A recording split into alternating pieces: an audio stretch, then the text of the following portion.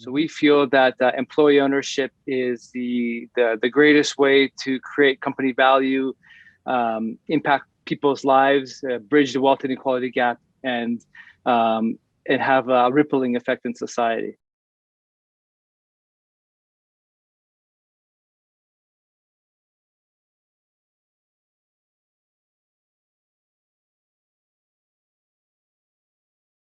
Welcome to another episode of The Brand Called You, a vodcast and podcast show that brings you leadership lessons, knowledge, experience, and wisdom from hundreds of successful individuals from around the world. If you are new to our podcast, please consider subscribing to it and hit the bell icon so that you never miss an update. I am your host, Ashutosh Garg, and I'm today delighted to welcome a good friend, a successful entrepreneur from Utah, United States, Ahad Ghadimi. Ahad, welcome to the show. Thank you. Pleasure to be here. Thank you. Ahad is the managing director of Core Work Capital, which is a fund that acquires businesses and transitions them to employee-owned businesses. He's the founder of Forums at Work. He's the author of a book, Turnaround Artist, and I'm always very partial to authors. And he's a fellow YPO member. So Ahad, let's talk about Core Work Capital. You are a fund that acquires businesses and transitions them to employees. Help me understand this with some examples.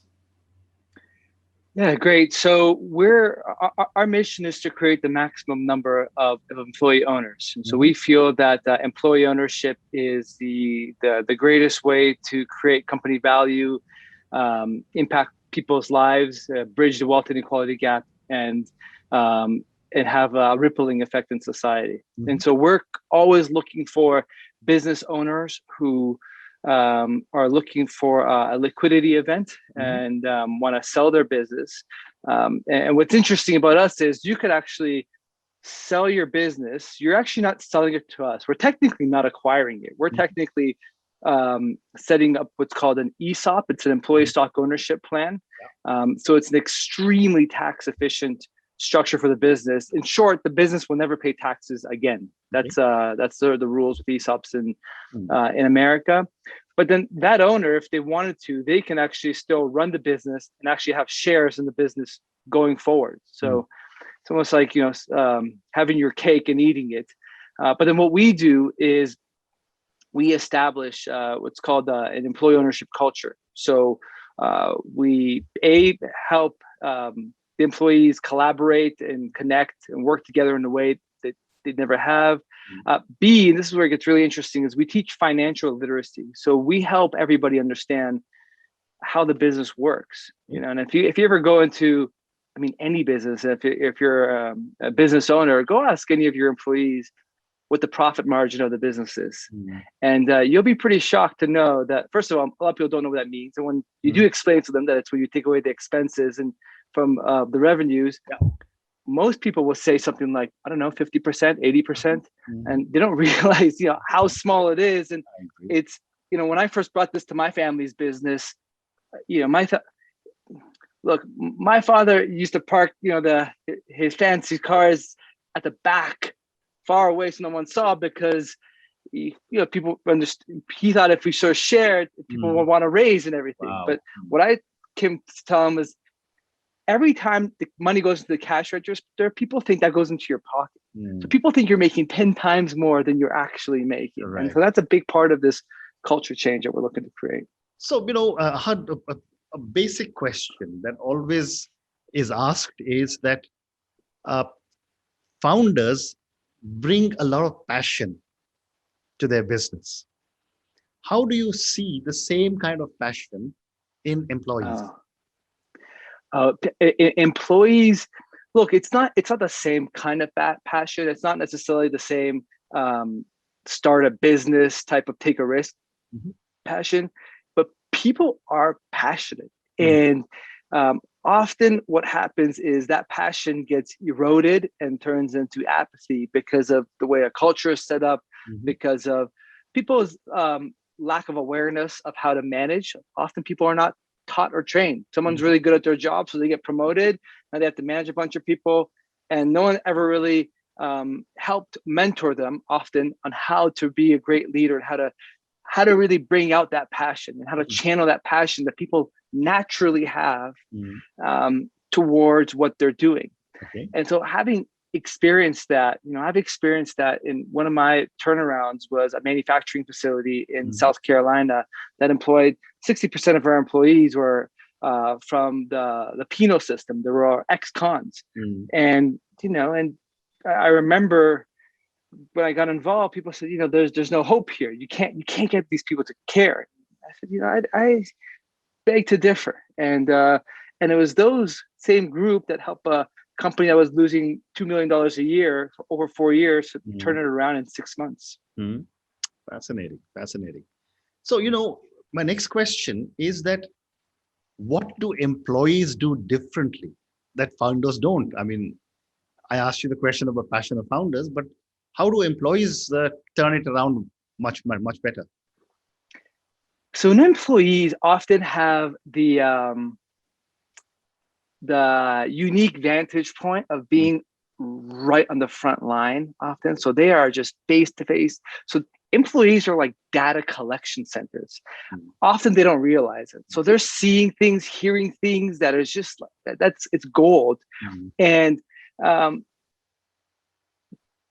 our roles as leaders is to help turn that gold into valuable insights and to use that to better understand the customer, better understand how to service the customer, or to get ahead of potential issues. So I think that's the difference. With founders, as the business gets bigger, they get further from the client often, and they get into strategic roles, which is exciting and inspiring for founders. But how do you keep that connection with the employees who's running the business, who's doing the thing? Very well said. And when I was reading about you, I read that one of the things that you go and do is to change the culture of a company. That's right. I'd like to understand, what do you do to change culture? Because culture is a very big challenge in most organizations. It's interesting. I did a talk at the National Center of Employee Ownership about 4 years ago, and it was probably one of the worst receptions I got from a talk. It felt completely flat. And my topic was the culture change is actually quite easy. And so that people didn't believe me. And so that's actually what led to Forums at Work, because that is a perception, exactly as you mentioned, Ashutosh. It's a culture is difficult. Culture is hard. Culture is just a set of behaviors and beliefs, and very often that starts from the top. So if you really want to see the culture of a business, you often don't have to look very much further than the senior leadership, and everything around that trickles down. And so it really starts with changing little tiny behaviors. And so, in my book, Turnaround Artists, it's a story about a family business that falls into chaos when the father gets into an accident and can't run the business anymore. And the son begrudgingly has to come home and take over. It's actually a true story, by the way. Wow. And the goal of the son, me, was I actually didn't want to. I did not want to do with the family business. I just wanted to help set it up so that in case my father couldn't come back, that the family business could keep going, people can have their jobs, family could be in good shape, and I could go back to my life. And what I did in this process, and I sort of detail in my book, is we go through 10 they're simple behaviors, but they're behaviors that we don't often practice. Behaviors like giving positive praise, leading with questions, asking a lot of questions about when someone comes to you with a challenge, coaching them to help them find the solution. Correct. You make a mistake, owning the mistake. I mean, these are not groundbreaking things. These are not things that I created, but it's building the habit of doing these things. And that's what Forums at Work is it's creating these tiny little micro sessions and these little support groups so people can so teams within a company can develop these little behavior changes that compound and have massive impact. Very interesting. So Ahad, let's come to Forums at Work. I mean, you and I are both YPO members, so we automatically understand the meaning of forum. For That's right. thousands of people who are going to be listening to you, what is a forum? So a forum is it's a group of people that come together. It's a group of peers. So people who have on a similar level of seniority in their roles, or there's a relevance. So they come together and they commit to speaking and sharing experiences in a safe environment. Meaning, at the beginning of every conversation, you commit to never repeating anything you hear. This is a confidential, this is a vault. This stays between us. Number one. Number two, we're not going to give advice unless someone specifically says, I want advice. We don't share advice. We share experiences. Number three, let's really push and share the things that we're really proud of, top 5%. And let's talk about the things that makes us a little uncomfortable, very uncomfortable even. Bottom 5%. In other words, let's be vulnerable. But that kind of helps define what vulnerability is, because the things that it makes you insecure talk about, and maybe the things that you're really proud of, but you don't want to boast or seem like you're gloating or whatever. So that's what a forum structure is. Now, what you do in that forum looks different. So in my YPO forum and your YPO forum, we get together, we share an update about our personal, family, business life. We do a deep dive on hot topics that are bothering us or we want to learn about. That's the YPO forum. Right. In forums at work, what I was curious about was, this experience, you talk to the 30,000 YPO members, and like 99.9, if not 100 of them say, oh my God, it's life-changing. I don't know where I'd be without it. And I had that experience when I joined YPO about 5-6 years ago. And I thought, well, how do I bring this to my employees? And so you can't have those exact same conversations with the people you work with. You can't talk about your personal life in that level of detail, but you could have a conversation and commit to confidentiality and discretion. You could commit to not giving advice and sharing experience, and you could push and talk about things you're more uncomfortable with or you're more proud of in the way you hadn't before. You can move the needle. And so forums at work has two sort of functions. One, it's within a company. So with your senior leadership team or your project management team or cross-functional teams, you get together and we talk about different, it's like a learning group. So we talk about different themes, like how do you develop a coaching habit? How do you do time management? How do you have crucial conversations? So we go through these different topics. They're short 1-hour conversations, but we do this in a very intentional way with sort of the protocols that I shared. And so what we've done, we're now in 12 countries, and we get a senior leadership team and a high-performing team to start. They actually read my book on our platform, one chapter at a time. At the end of every chapter, there's one action step. It takes 30 seconds a day to do that action step. This is what causes the behavior change. And so they start applying that and sharing about it on their group chat. So they talk about it in their forum meeting, apply it during the week, and then get back together the following week. And they get to talk about, like, wow, this week, every day we commit to giving one positive praise to one person, and it had an amazing impact. Wow, I guess we should do that more often. Or, wow, this is my experience. This is how it made me feel. Or I said this to this person, and they start to cry. Oh my God. So they get to really share the feelings and experiences. And then what we found is when that happens within a company is then once they're done, they're like, we need to get everybody else forum trained. So it creates a movement, and eventually a whole company becomes trained in how to have a forum-like conversation, where you have discretion, you share top 5, bottom 5. And the most common question I get from YPO members who are familiar with this is to say, well, I can't share everything with my employees, and it's true. That's not the goal. The goal within your coworkers is not 100% transparency, just more transparency. It's sharing more of your feelings. Let people in a little more. We also create intercompany forums. So we just finished launching forums for HR leaders and ops leaders of YPO companies from about we're 9 different countries. And I mean, it was unbelievable. And I think you might find this interesting.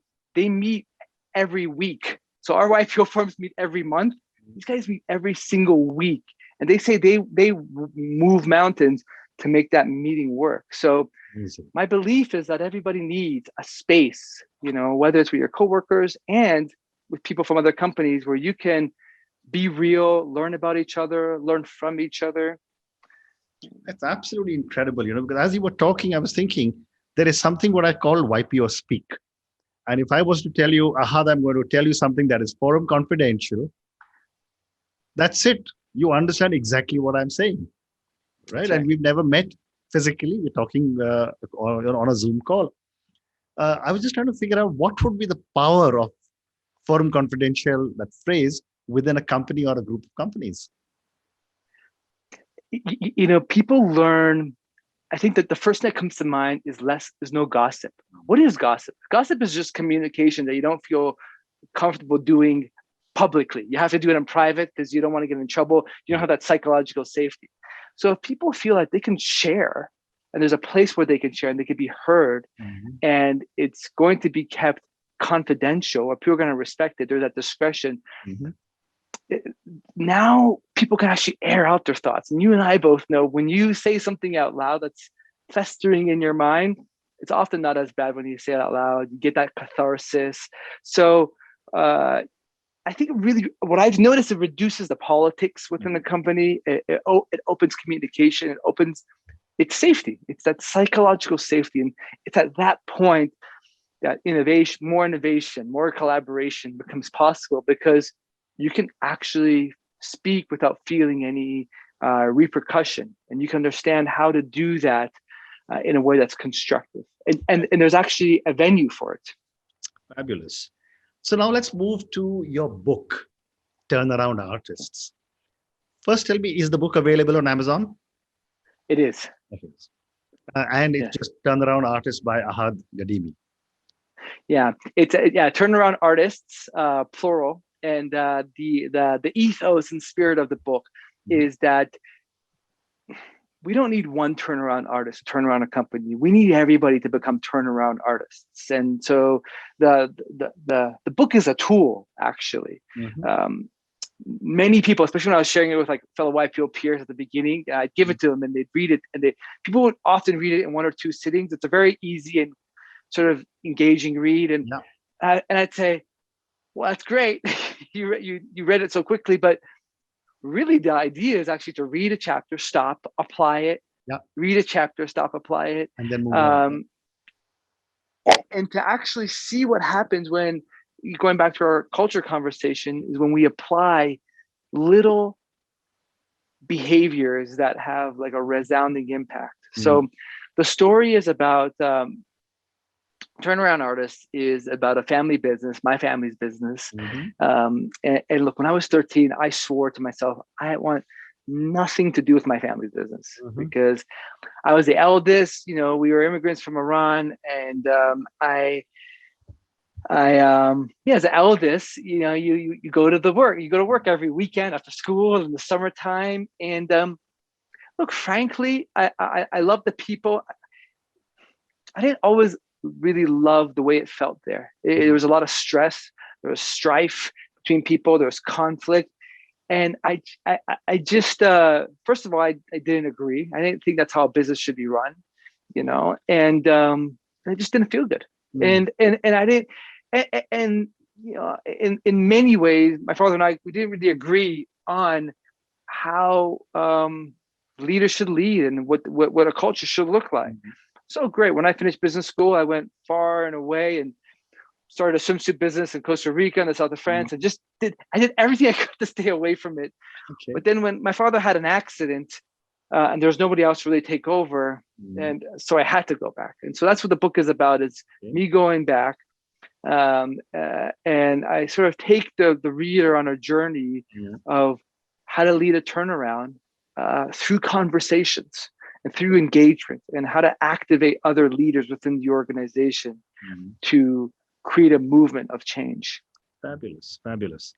So, Ahad, I'm going to move to the last segment of our conversation. I have time for two questions more.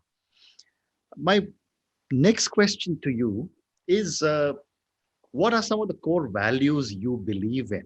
Because you work with so many companies and so many individuals. Look, it's interesting. A lot of the businesses I've taken over, acquired, I've had, I didn't know anything about them.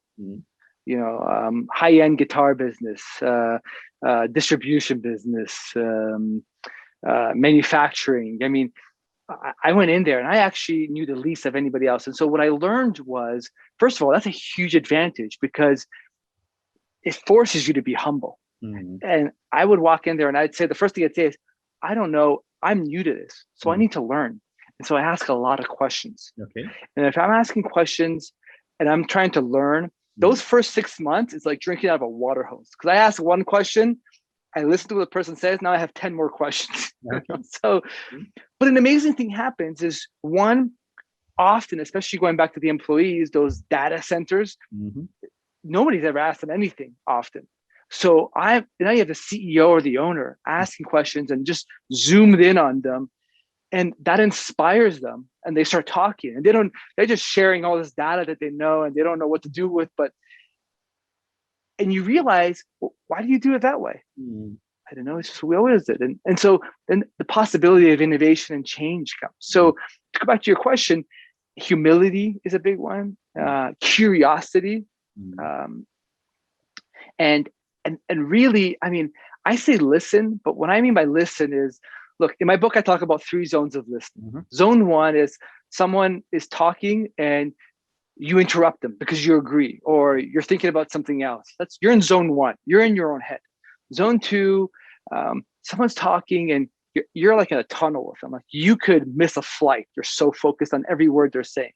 That's good. That's zone 3 is you have an emotional connection with like you feel what the person is feeling. You hear what the person's not saying. Zone 2, zone 3, that's listening. And so that's the kind of listening I think is so crucial for a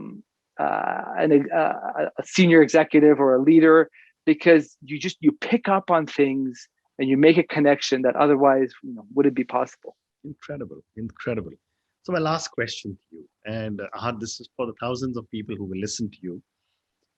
What would your advice be to a young individual who's starting off on her or his journey as an entrepreneur?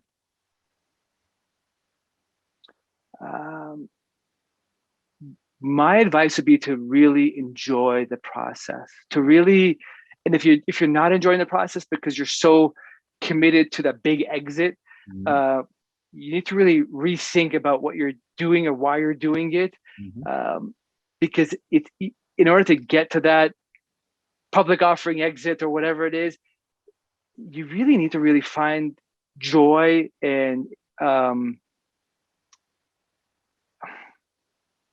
you need to be able to melt into the process and be part of it every day, and approach it with that sort of curiosity, that listening and that absorption. Because one, then you're happy and you're guaranteed to be successful because you're part of it. Because you think it's going to go one way, it's not. It's going to go completely, the outcome or how it's going to roll out, it's going to look completely different. But you'll never know that if you're so rigid on your ideas and you're just so eager to get to that finish line. Every day is like a little finish line. Very interesting. Ahad, thank you so much. This has been such a pleasure and privilege speaking to you, speaking to a turnaround artist who's actually not just writing a book, but is actually built a phenomenal business about creating new companies out of companies in turmoil. Thank you again, and I wish you lots of success. It's been a pleasure. Thank you, Ashutosh. Thank you for listening to the Brand Called You videocast and podcast, a platform that brings you knowledge, experience, and wisdom of hundreds of successful individuals from around the world. Do visit our website www.tbcy.in to watch and listen to the stories of many more individuals. You can also follow us on YouTube, Facebook, Instagram, and Twitter. Just search for the Brand Called You.